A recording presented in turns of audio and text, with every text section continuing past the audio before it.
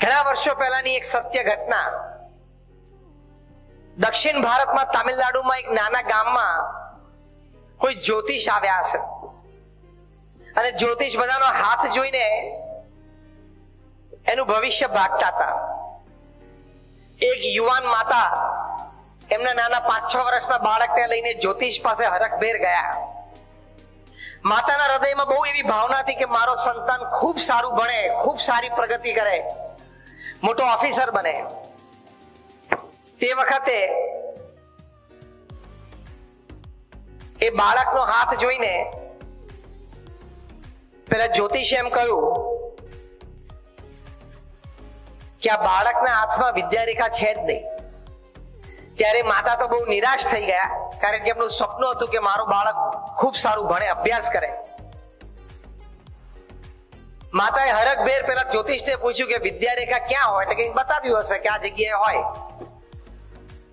બહુ નિરાશ પોતાના નાના બાળકને લઈને પાછા ઘરે જતા હતા. બહુ રોયા. ઘરે પહોંચ્યા ત્યારે પેલા બાળકે એના માતાને પૂછ્યું કે મમ્મી કેમ રડે છે? ત્યારે એની માતાએ કહ્યું કે બેટા, મારું તો બહુ મોટું સપનું હતું, આજે ધૂળધાણી થઈ ગયું. તો કે માં, તારું સપનું શું હતું? કે બેટા, તું ખૂબ સારો અભ્યાસ કરે ને મોટો અફસર બને, એવું મારું સપનું હતું. પણ આજે આ જ્યોતિષે કીધું કે તારા હાથમાં વિદ્યારેખા જ નથી. કે માં, વિદ્યારેખા કોકના હાથમાં હોય ને બહુ સારો અભ્યાસ કરવાનો હોય તો એ ક્યાં હોય? ત્યારે પેલે જ્યોતિષની બતાવેલી જગ્યા એની માતાએ બાળકને બતાવી કે આ જગ્યા હોય.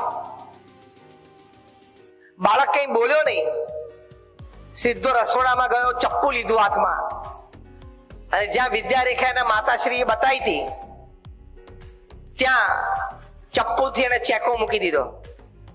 લોહીની ધાર છૂટી ગઈ. એની માતાએ જોયું એટલે ચીસ પાડી કે બેટા, તે શું કર્યું? ત્યારે નાના બાળક એને એની માતાને કહ્યું કે માં, કદાચ કોઈ કારણોસર ભગવાન મારા હાથમાં વિદ્યારેખા મૂકતા ભૂલી ગયા, આજે મેં મૂકી દીધી. હું ખૂબ સારો અભ્યાસ કરીશ, હું વિલાયત જઈને ભણીશ, એટલું જ નહીં, હું વિલાયત જઈને ભણાવીશ. એ બાળક મોટો થયો, ખૂબ તેજસ્વી, મેરિટ્સના આધારે એને સ્કોલરશિપ મળી.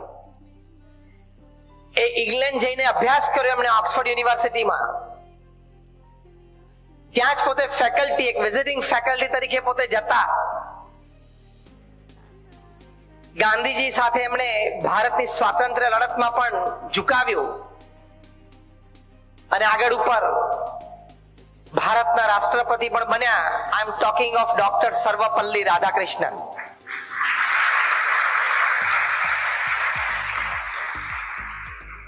સંકલ્પ હોય, દ્રઢ મનોબળ હોય, એક વાત જીવનમાં નિશ્ચિત કરી રાખી હોય, come what may, under all circumstances it has to happen. એવો દ્રઢ મનોબળ હોય કે આ કરવાનું જ છે.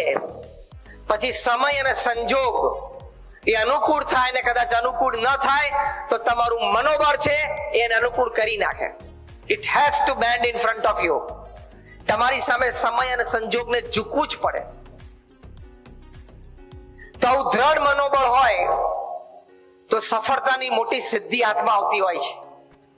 તમે વિદ્યાર્થી છો, તમારે જીવનમાં મનોબળ અત્યારે આ દ્રઢ રાખવાનું કે વિદ્યાર્થી તરીકે મારે ખૂબ સારો વિદ્યાભ્યાસ કરવો છે, ખૂબ સારી નોકરી, ધંધો, વેપાર કરવો છે, સમાજને અને દેશને મારે કંઈક આપવું છે અને જ્યાં છું ત્યાંથી મારે તો આગળ વધવું છે, પણ આ પૃથ્વીને થોડી સમૃદ્ધતા વિશેષ મારે મારા ક્ષેત્રમાં આપવી છે.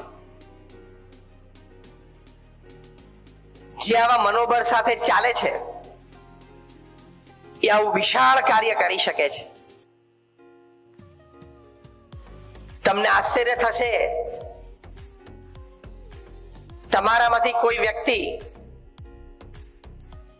વ્યક્તિને 1 કરોડ રૂપિયાનો વાર્ષિક પગાર હોય એવાને મળ્યા છો? કોઈ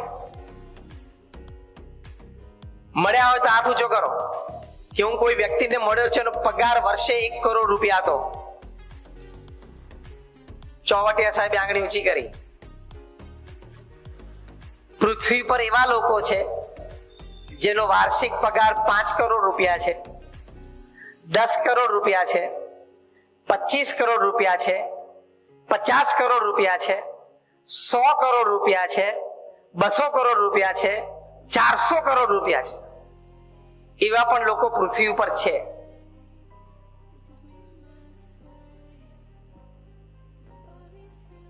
વાત ઠરી તો પછી આગળ કરું બીજી. સિંક થઈ આ મગજમાં કે હું કયા આંકડા બોલ્યો? જાગ્રત અવસ્થામાં બોલું છું. ઓરેકલ કંપનીના સીઈઓ છે જ્યોર્જ એલિસન. એનું હોમ પેજ તમે ખોલજો. હમણાં જ આપણી આ સભા પૂરી થાય એટલે ગૂગલ ઉપર જજો. એમનો પગાર, વાર્ષિક પગાર, એના આંકડાઓ લખેલા છે. છેલ્લા 4 વર્ષના તમને મળશે. એમનો વાર્ષિક પગાર $250 મિલિયન છે. $1 મિલિયન એટલે 7 કરોડ રૂપિયા થાય.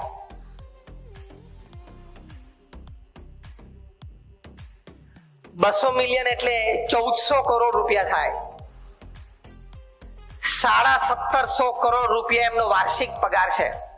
1750 કરોડ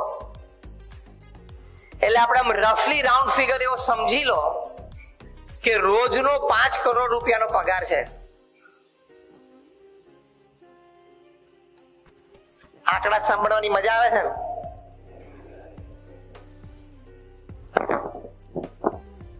ભલે લખવાનું પછી જવાબ જ શું, કેટલા મીંડા પાછળ આવે, પણ સાંભળીએ તો ખરા. રોજનો 5 કરોડ રૂપિયાનો પગાર, સાંજે 5 વાગે એટલે 5 કરોડ. આવા લોકો પણ પૃથ્વી ઉપર જીવે છે. એટલે તને અહીંયા એગ્રીકલ્ચર યુનિવર્સિટી માંથી ગ્રેજ્યુએશન પછી 20,000 રૂપિયાની નોકરી ક્યાંક મળે તો બહુ રાજી ના થઈ જઈશ.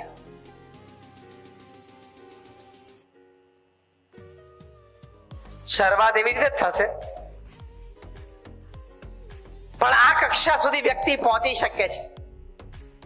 જ્યોર્જ એલિસન નાના હતા ત્યારે પ્રાઇમરી એજ્યુકેશન એમણે ગવર્મેન્ટ સ્કૂલમાં કરેલું. 7મા ધોરણમાં એ પાસ ઉત્તીર્ણ થયા ત્યારે એમને રાજી થઈને એમના માતા પિતાએ ચંપલની એક જોડ લાવી આપી.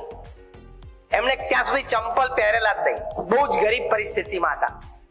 એના કરતા તો આપણે અહીંયા બેઠા ઘણી સારી પરિસ્થિતિમાં છીએ. તો પુરુષાર્થ કરવો દ્રઢ મનોબળ સાથે એ સફળતાનું બહુ જ મોટું રહસ્ય છે. બીજી વાત આ છે કે કોઈ દિવસ પુરુષાર્થથી પાછા ના પડવું, ખચકાટ ન થવો જોઈએ, શરમ ના આપવી જોઈએ અને આળસ તો ક્યારેય ના આપવી જોઈએ. કમ વોટ મે, સવારે ઉઠી એટલે આપણી પાસે 8-10 કલાકના પુરુષાર્થની તૈયારી રાખવાની છે. The heights attained and kept by great personalities were not achieved by sudden flight, but they, while their companions slept, were toiling upwards at night. કે મહાપુરુષોએ જીવનમાં મોટી સફળતાઓ મેળવી છે ને, એ રાતોરાત એમને એક કક્ષાએ ત્યાં કોઈ ઉડાન મળી ગયું, ફ્લાઇટ મળી ગઈ ને ત્યાં પહોંચી ગયા એવું નથી. પણ જ્યારે એમના બધા સાથી મિત્રો ચેનની નિંદ્રામાં રાત્રે સૂતા હતા ને, ત્યારે રાત્રે ઉઠીને અને મોડી રાત સુધી ઘણી વખત સવારો સવારે એમણે પુરુષાર્થ કર્યો છે અને ત્યારે આ કક્ષાએ પહોંચ્યા છે. પ્રચંડ પુરુષાર્થ એ મનુષ્યનું ગૌરવ છે. આપણા માનનીય પ્રધાનમંત્રી શ્રી હતા ઇન્દિરા ગાંધીજી, એ ઘણી વખત કહેતા કે પ્રચંડ પુરુષાર્થનો કોઈ વિકલ્પ નથી. there is no alternate to hard work. જો દિવસમાં 8 કલાક આપણે કામ ના કરીએ ને તો આપણને સૂવાનો અને ખાવાનો અધિકાર જ નથી. તમે વિદ્યાર્થીઓ તરીકે વેકેશનમાં હો, પરીક્ષા પૂરી થઈને તમે રાજી થાવ, હાય હવે 2 મહિના નિરાત. એ એટીટ્યુડ જ તમારો ખોટો છે. બીજે દિવસે સવારે પણ વહેલા 5 વાગે ઉઠીને જે કંઈ તમારું વ્યાયામ હોય કે વાંચન હોય કરવું જ જોઈએ. જો પ્રમુખ સ્વામી મહારાજ એમના જીવનમાં કેટલો પ્રચંડ પુરુષાર્થ કર્યો. તમે રતન ટાટા કે મુકેશ અંબાણીનું જીવન જુઓ, કેટલો પ્રચંડ પુરુષાર્થ છે. તમે વિરાટ કોહલી કે રોહિત શર્માની વાત સાંભળો, કેટલો પ્રચંડ પુરુષાર્થ છે. તમે અમિતાભ બચ્ચન કે શાહરૂખ ખાનની વાત કરો, કેટલો પ્રચંડ પુરુષાર્થ છે. આ કક્ષાએ એમને રહેવાતું જ નથી.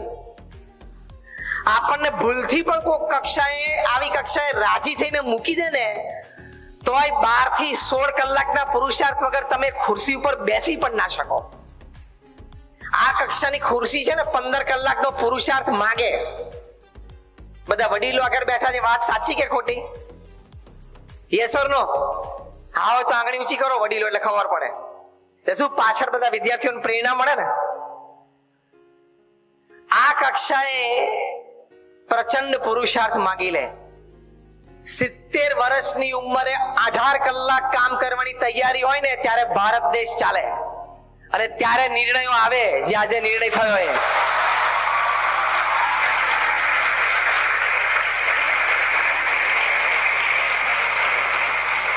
સિત્તેર વર્ષની ઉંમરે છેલ્લા 5.5 વર્ષથી 1 મિનિટની પણ રજા ન લીધી હોય ને અને પ્રચંડ પુરુષાર્થ પ્રામાણિકતાથી નૈતિકતાથી કરવાની તૈયારી હોય ને ત્યારે આવા પરિણામો આવે જે છેલ્લા 15 દિવસથી આવે છે.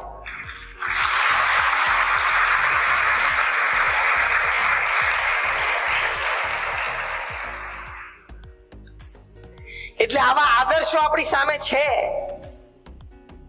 પ્રમુખ સ્વામી મહારાજ તો એક સંત હતા. એ કદાચ ખાલી મંચ ઉપરથી પ્રવચન કે કથા કરે તો લોકો એમના આશીર્વાદ લેવા આવવાના જ હતા. પણ એમણે નક્કી કર્યું કે મારે એક એક વ્યક્તિને મળીને એનું જીવન સુધારવું છે. પૃથ્વી પર ત્યાગાશ્રમ માટે એટલે કે સંન્યાસીઓ માટે આટલો પ્રચંડ પુરુષાર્થનો દાખલો બેસાડનાર પ્રથમ કોઈ વ્યક્તિ હોય તો એ પ્રમુખ સ્વામી મહારાજ હતા. Unbelievable hard work. એમના જીવનકાળ દરમિયાન પ્રમુખ સ્વામી મહારાજ દુનિયાના 60 દેશોમાં 18,000 ગામડાઓમાં જાતે ગયા છે. જાહેર જીવન જીવનાર કોઈ વ્યક્તિને તમે પૂછજો તો ખરા કે 18,000 ગામડાઓમાં જવું એટલે શું? લોકો પ્રમુખ સ્વામી મહારાજને પોતાના વ્યક્તિગત પારિવારિક પ્રશ્નો માટે પત્રો લખતા. એવા 7.5 લાખ પત્રો પ્રમુખ સ્વામી મહારાજે વાંચ્યા અને એનો ઉત્તર આપ્યો. at an unbelievable average of reading and answering more than 70 letters a day without a Sunday for 45 years. 45 વર્ષ સુધી રોજ પ્રમુખ સ્વામી મહારાજે 70 ઇનકમિંગ લેટર્સ વાંચ્યા ઉત્તર આપ્યો. અને આ બધામાં જે તે વ્યક્તિએ પોતાના જીવનના વ્યક્તિગત પારિવારિક સામાજિક વ્યવસાયિક જીવનના જટિલ પ્રશ્નો લખ્યા હોય એનો ઉત્તર આપ્યો. રોજ 3 ટાઈમ 150 એમ 500 વ્યક્તિઓને વ્યક્તિગત મુલાકાત આપીને પ્રશ્નો સાંભળતા અને ઉત્તર આપતા. આજે લાખો લોકો સમાજમાં એવા છે કે જે લોકોએ પોતાના આવા પ્રશ્નો પ્રમુખ સ્વામી મહારાજ પાસે રજૂ કર્યા. પ્રમુખ સ્વામી મહારાજે ઉત્તર આપ્યો, સમાધાન કરી આપ્યું અને એ સમાધાન પ્રમાણે એને કર્યું. અને દુખી હોય એવો તમને એક પણ વ્યક્તિ સમાજમાં નહીં મળે. બહુ જવાબદારી પૂર્વક એમણે આ બીએપીએસ સ્વામિનારાયણ સંપ્રદાય એની તમામ પ્રવૃત્તિઓ સમાજમાં પ્રસરાવી. વ્યક્તિગત ઘર, ઓફિસ, ફેક્ટરી કે દુકાનોમાં ઉદ્ઘાટન કે અન્ય કોઈ પ્રસંગે પ્રમુખ સ્વામી મહારાજને આમંત્રિત કરતા એવા 3.5 લાખ સ્થાનોએ પ્રમુખ સ્વામી મહારાજ જાતે ગયા છે. જ્યારે એમની ઉંમર 65, 68, 70, 72 હતી એ વખતે તો અમે એમની સાથે ફરેલા છીએ. રાત્રે 11 વાગે, 11:30 વાગે ને 12 વાગે 70, 72 અને 75 વર્ષની ઉંમરે અમે પ્રમુખ સ્વામી મહારાજને આદિવાસીઓને ઝૂંપડામાં બેસીને એ લોકોને સંસ્કૃત કરતા નજરે જોયા છે. What an effort, what a hard work. ત્યારે આ સંસ્થા આટલી મોટી વિશ્વવ્યાપી બની છે. અમારા જેવા 1100 સંતોને દીક્ષા આપી. આમાંથી 750 થી પણ વધારે સંતો graduates, post graduates, chartered accountants, doctors, engineers છે. આ પહેલા બેઠા છે ને સારંગ કીર્તન સ્વામી છે. એ તમને બેઠા છે તો બહુ આમ સિમ્પલ લાગે છે. He is a Born American citizen. જન્મજાત અમેરિકામાં અમેરિકન સિટીઝન છે. જન્મ્યા પછી 20 વર્ષે પહેલી વાર ઇન્ડિયા આવેલા છે. હ્યુસ્ટનમાં ત્યાં રહીને એમને મેનેજમેન્ટમાં ગ્રેજ્યુએશન પૂરું કર્યું છે અને પ્રમુખ સ્વામી મહારાજના હાથે એમણે દીક્ષા લીધી છે.